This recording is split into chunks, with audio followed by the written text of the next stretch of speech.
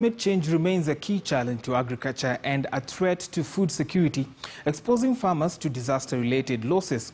It is this challenge the SNV Netherlands is looking to help mitigate by training farmers on climate risk.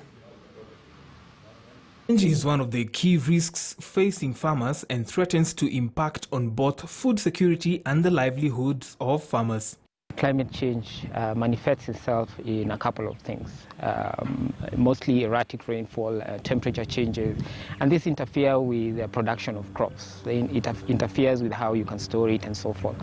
We have to institute measures in crop production, in agricultural value chains, which reduce the effects of the changing climate. Farmers are now being trained to take on alternative crop varieties that are more resilient to prevailing unpredictable climate. Sorghum sector, for instance, our climate risk assessment indicated that, interestingly, higher temperatures are conducive for sorghum. So areas that would not have ideally been good for sorghum, we approach it in a way in which farmers will make decisions on the basis of their understanding of the situation.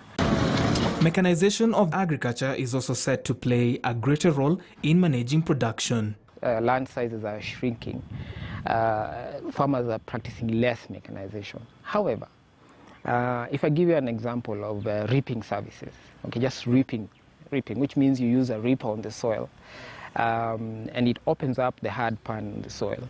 What happens is even the little rain that falls percolates into the soil, and if you plant where you've reaped the soil, the roots of the crop are able to actually go deeper into the soil and tap into that moisture which ordinarily would have run off.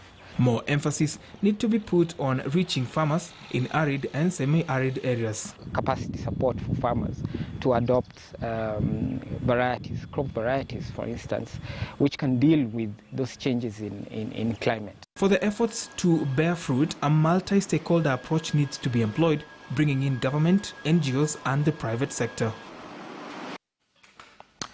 The micro, small and medium-sized enterprises which dominate the business landscape in the country will now be able to access the much-needed